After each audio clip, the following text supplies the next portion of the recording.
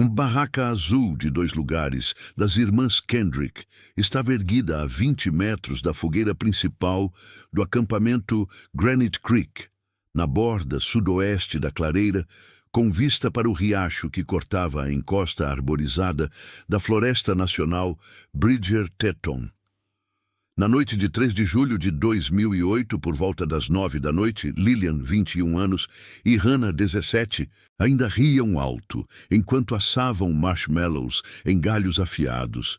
O crepitar da madeira misturado ao canto distante de corujas e ao murmúrio de coiotes nas colinas.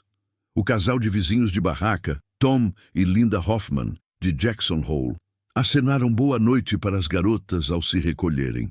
Notando que as irmãs apagavam a lanterna interna e fechavam o zíper da porta por volta das 9h30, com o céu estrelado acima e o Jeep Cherokee alugado marrom estacionado logo ali, intacto. Se um sumiço assim em uma noite aparentemente tranquila já te deixou com um frio na espinha, inscreva-se no canal, deixe o like e comente qual seria sua primeira suspeita nesse acampamento isolado, porque as próximas pistas vão desafiar tudo o que você imagina. O acampamento Granite Creek era um ponto popular para turistas no verão de Wyoming, com 25 barracas espalhadas em uma clareira de 2 hectares, cercada por pinheiros ponderosa altos e um riacho de água gelada que descia das montanhas Teton, a cerca de 10 quilômetros dali. As irmãs tinham chegado na tarde anterior, dirigindo o Jeep alugado de Denver, uma viagem de 6 horas pela rodovia interestadial 80, carregando cooler com sanduíches, frutas e garrafas de água, além de sacos de dormir North Face, roupas leves para dias quentes e casacos para noites frias, tudo listado no relatório de itens que a polícia encontraria espalhados no dia seguinte.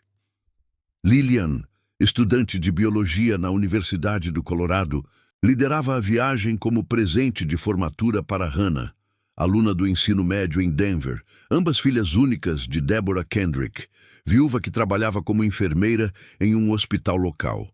A mãe havia aprovado o roteiro com chamadas diárias marcadas e um rastreador GPS no Jeep, mas as garotas optaram por um acampamento sem sinal de celular forte, priorizando a imersão na natureza, como Lillian postara em um blog de viagens dias antes.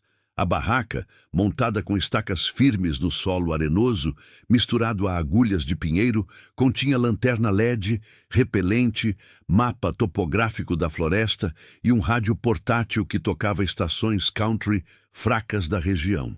Na manhã de 4 de julho, Tom Hoffman, acordando cedo para pescar no riacho, estranhou o silêncio da barraca vizinha e chamou por Lillian e Hannah sem resposta. Ao se aproximar, viu o zíper da porta fechado, mas ao abrir, encontrou o interior devastado.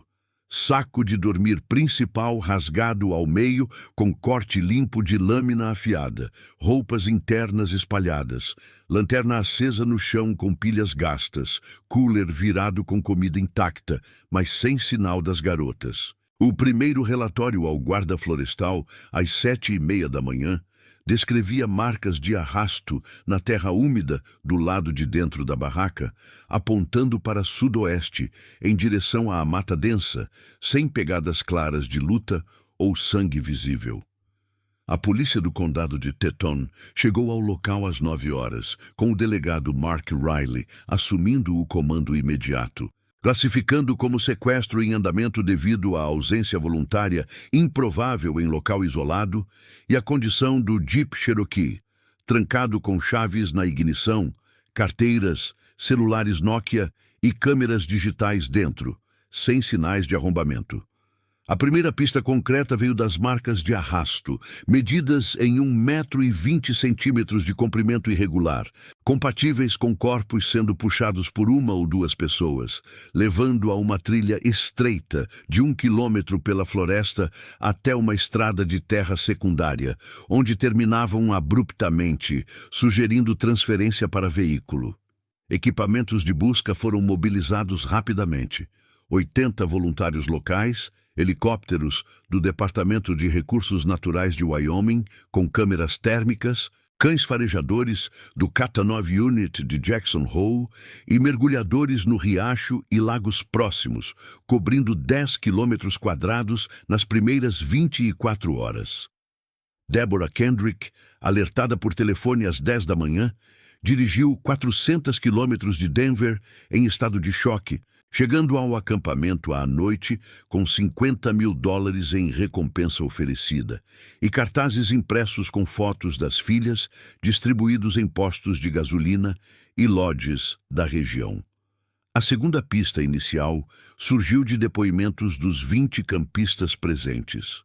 Ninguém ouviu gritos ou barulhos incomuns após 9 da noite, apenas corujas, coiotes e o vento nas copas. Mas Linda Hoffman mencionou um ronco distante de motor por volta das 3 da manhã, que atribuiu a um caminhão na estrada principal, 5 quilômetros dali.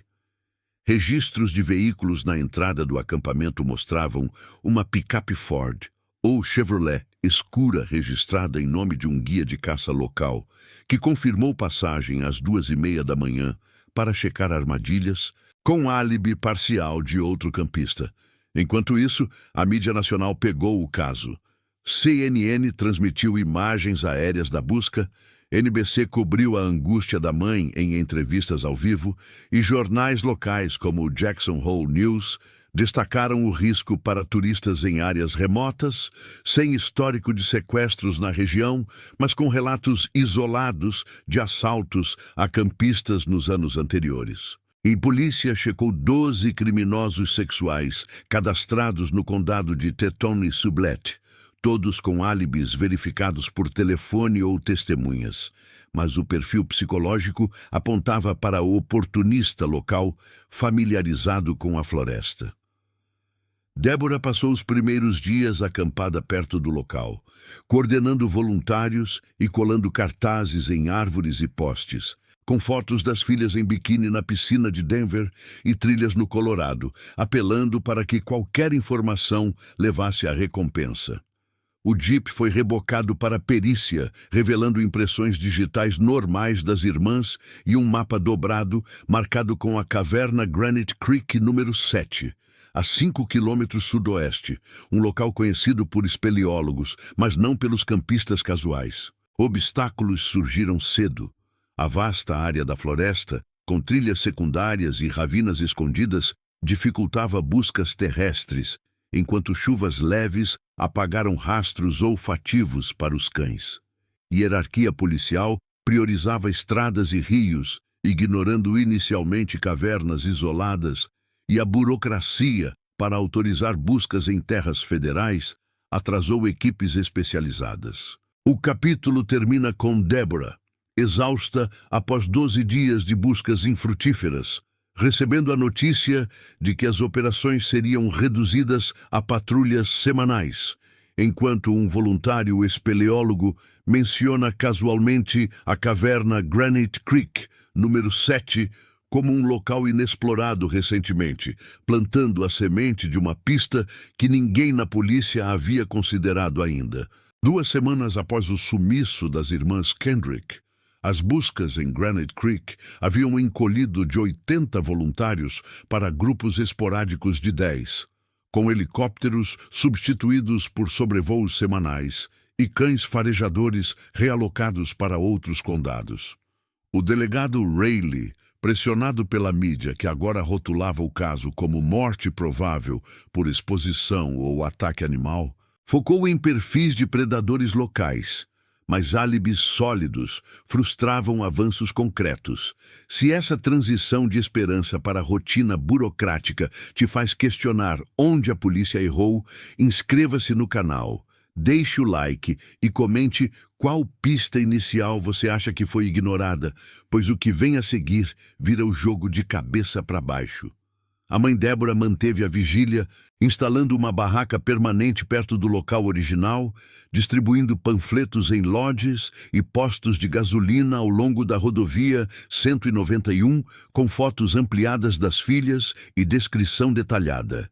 Lillian, 1,71 m, cabelos castanhos longos, tatuagem discreta de borboleta no tornozelo esquerdo. Hannah, 1,77 m, loira curta, aparelho nos dentes superiores. Sua recompensa subiu para $100 mil após doações de vizinhos em Denver. Mas dicas anônimas levavam a becos sem saída, como supostos avistamentos em motéis de Pinedale ou Jackson Hole. A polícia expandiu a perícia no Jeep Cherokee.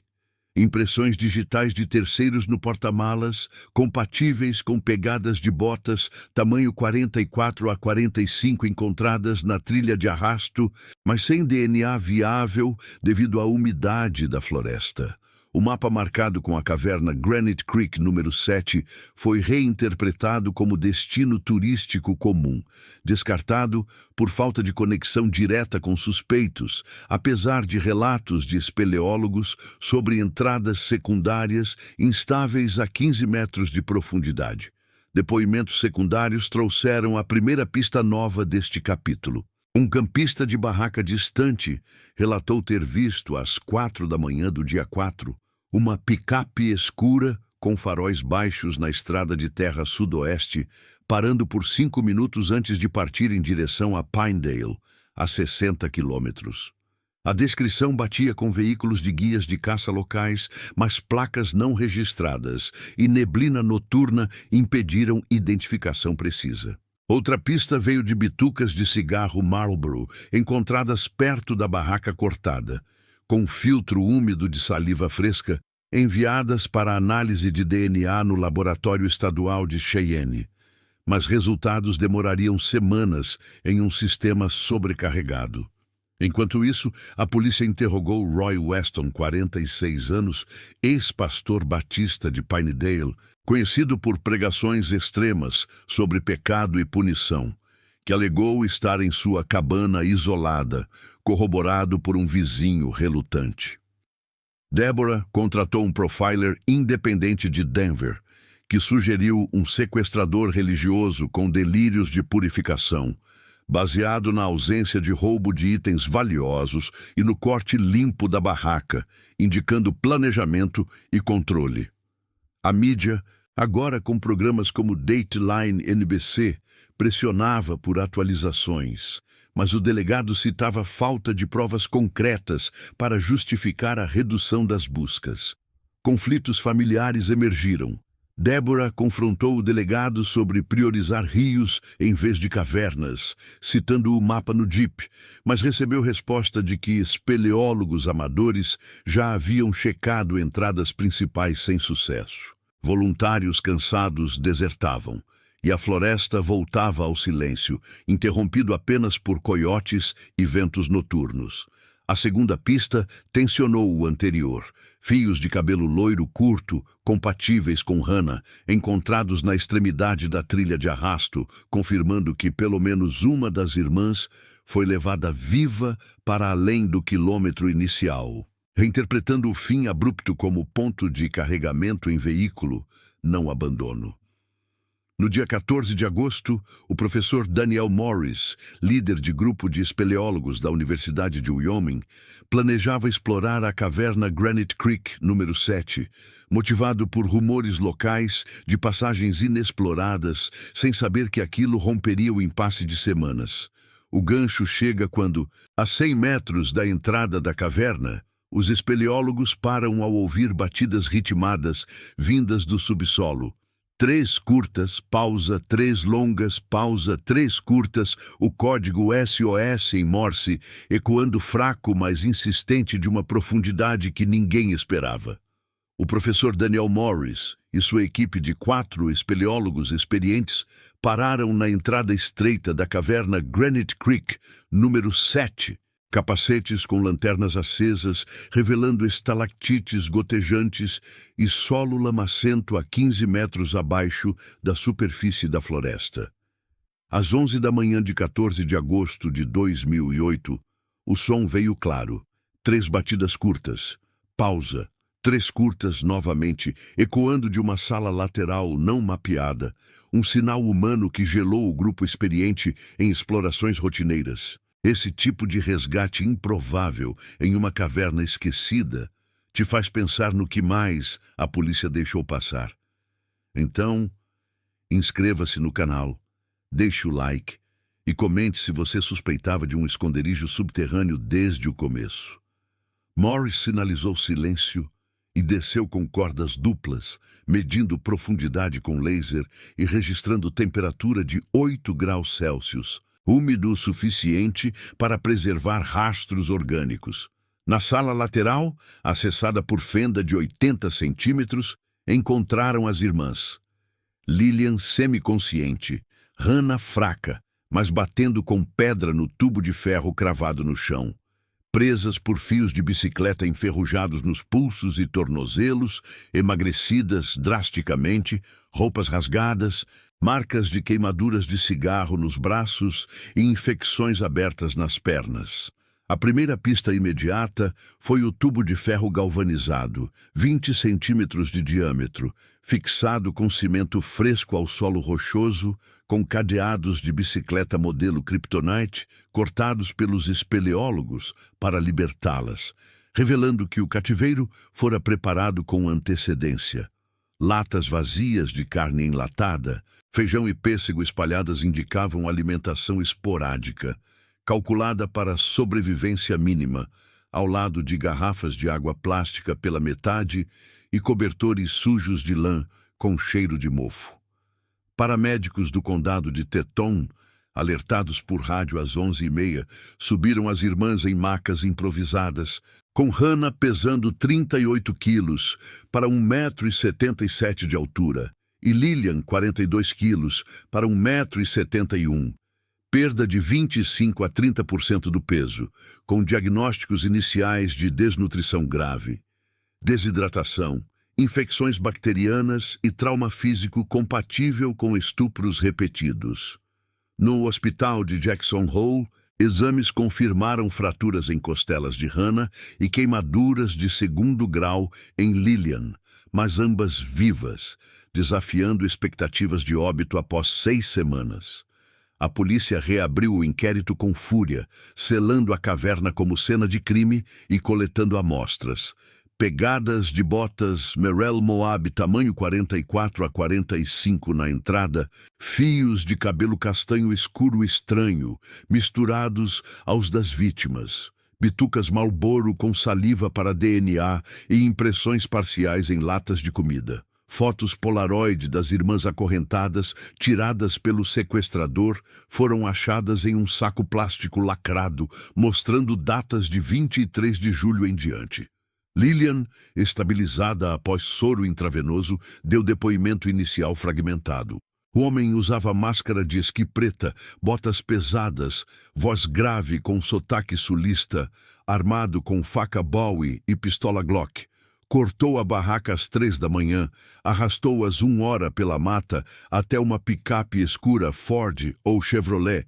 Dirigiu 30 minutos até a caverna, alegando que elas eram presentes de Deus para a purificação dos pecados modernos. Ele forçava orações cristãs em voz alta do livro de Apocalipse, alimentava com enlatados 1 vez por dia, alternando amor paternal com punições por resistência, surras com cinto de couro, queimaduras de cigarro, Marlboro nos braços para marcar o pecado, estupros noturnos com ameaças de morte se gritassem. Hannah confirmou detalhes, descrevendo tatuagem de cruz, com redimidos pelo sangue no braço direito dele, visível ao trocar curativos improvisados. Essa pista reinterpretou o mapa no Jeep. O sequestrador provavelmente monitorara o acampamento dias antes, conhecendo a caverna como esconderijo perfeito, a 5 quilômetros da estrada de terra onde o rastro terminava. A segunda pista veio do DNA das bitucas, acelerado no Laboratório Federal de Quântico, correspondência parcial com Roy Weston, 46 anos, ex-pastor batista demitido em 2002 de Pinedale por pregações extremas sobre punição medieval, vivendo isolado em cabana a 20 quilômetros da caverna. Personagens secundários ganharam foco. Vizinhos de Weston relataram delírios ignorados por medo de sua fúria divina. E um guia de caça confirmou vendas de botas Merrell e fios de bicicleta a ele meses antes. O gancho explode quando caçadores encontram o corpo de Weston no penhasco próximo à cabana, pescoço quebrado em queda aparente suicida, com faca Bowie e bilhete: "Perdoa-me, Senhor, falhei na missão." Mas sua picape Ford F-150 azul, de 1996, abandonada perto da caverna, levanta dúvida se foi mesmo o fim da história. O corpo de Roy Weston foi localizado ao pé de um penhasco rochoso a 3 quilômetros de sua cabana isolada em Pinedale, pescoço quebrado em múltiplas fraturas compatíveis com queda de 20 metros, faca Bowie cravada na terra ao lado e um bilhete amassado no bolso: "Perdoa-me, Senhor, falhei na missão de purificação." A polícia do condado de Sublette, alertada por caçadores em 20 de agosto de 2008, confirmou identidade por impressões digitais e tatuagem de cruz no braço direito, batendo com descrição das irmãs. Com tantas camadas se revelando nesse resgate subterrâneo, inscreva-se no canal, deixe o like e comente se você acha que Weston agiu sozinho ou se há mais por trás desse fanatismo isolado. A perícia na cabana de Weston, uma estrutura de toras de 20 anos sem manutenção, revelou diários de couro com entradas desde janeiro de 2008, delirantes sobre sinais divinos para punir mulheres jovens como vasos do pecado moderno, citando versos do Apocalipse e visões de purificação por dor e confinamento. Fotos das irmãs Kendrick, impressas de jornais, coladas nas paredes ao lado de cruzes de madeira e bilhetes bíblicos, confirmavam planejamento desde o anúncio do acampamento na mídia local. A picape Ford F-150 azul de 1996, abandonada a 500 metros da caverna Granite Creek número 7, continha pegadas de botas Merrell no assoalho, fios de bicicleta sob o banco e um mapa da floresta com o acampamento marcado em vermelho.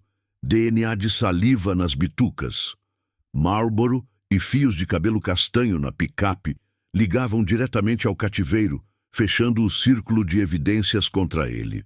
Depoimentos de ex-paroquianos da Igreja Batista de Pinedale pintavam Weston como pregador carismático até 2002, quando foi demitido por discursos sobre punição corporal como redenção, incluindo exemplos medievais de flagelação e isolamento.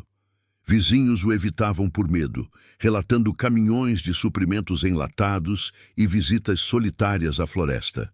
Mas ninguém denunciou por receio de retaliação ou descrédito de seus delírios. A primeira pista nova deste capítulo veio dos diários. Entradas detalhando vigilância do acampamento desde 21 de junho, com anotações sobre as duas irmãs loiras como anjos caídos, confirmando que cortou a barraca às 3 da manhã com faca Bowie, arrastou-as 1 hora carregando uma por vez até a picape, dirigindo com lanternas apagadas para evitar detecção. Ele preparara o cativeiro semanas antes, cravando o tubo de ferro com perfuradora alugada, estocando enlatados e água para a quarentena espiritual, alternando visitas diárias com orações forçadas e abusos quando resistiam.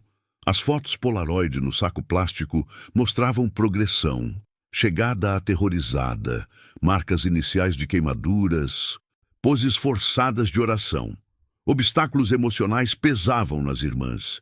Lillian sofria pesadelos com a máscara preta, Hannah claustrofobia ao ver cavernas e Deborah lidava com culpa por aprovar a viagem. Mas depoimentos delas aceleraram a confirmação de Weston como o único autor. A polícia checou redes de fanáticos, mas Weston operava sozinho, isolado após demissão, sem cúmplices evidentes. Embora diários mencionassem irmãos em Cristo genéricos nunca identificados. A segunda pista tensionou o anterior. No penhasco, marcas de arrasto sugeriam que Weston pode ter sido empurrado ou forçado a pular, com ausência de bilhete suicida definitivo e faca Bowie limpa demais para autodefesa. levantando hipótese de confronto final ou terceiro envolvido. O gancho surge quando peritos encontram, na cabana, uma carta inacabada endereçada a irmãos da verdadeira fé, prometendo continuar a obra mesmo após o fracasso com as purificadas, sugerindo possível rede ou sucessor que a polícia ainda não rastreou. As irmãs Kendrick deixaram o hospital de Jackson Hole 6 semanas após o resgate, com Lillian declarando em entrevista coletiva que o trauma as uniu mais do que nunca. Mas o PTSD, com pesadelos recorrentes e fobias, persistiria por anos, moldando suas vidas adultas.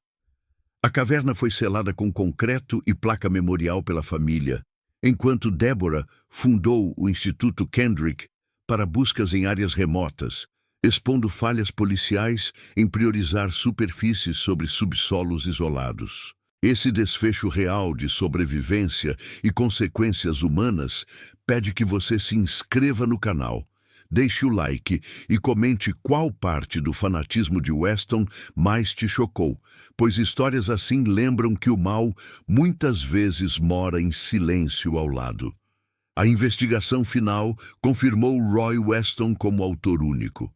DNA em 100% das amostras, diários com confissão explícita, picape com itens do cativeiro e histórico de demissão por extremismo religioso em 2002, sem rede comprovada apesar da carta inacabada.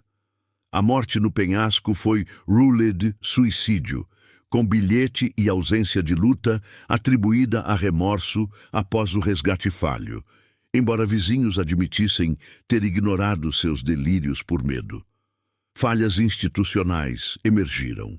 Polícia subestimou cavernas por falta de especialistas em equipe inicial, priorizando rios e estradas, e atrasos em DNA permitiram que Weston continuasse o cativeiro por semanas. O delegado Riley recebeu advertência administrativa e protocolos de busca em florestas foram revisados para incluir espeleólogos em casos de desaparecimento sem rastro superficial. Lillian, hoje com serviço social em Denver, e Hannah, psicóloga, focada em sobreviventes de trauma, publicaram um livro best-seller em 2012, detalhando o confinamento e recuperação, com palestras em universidades inspirando vítimas de sequestro.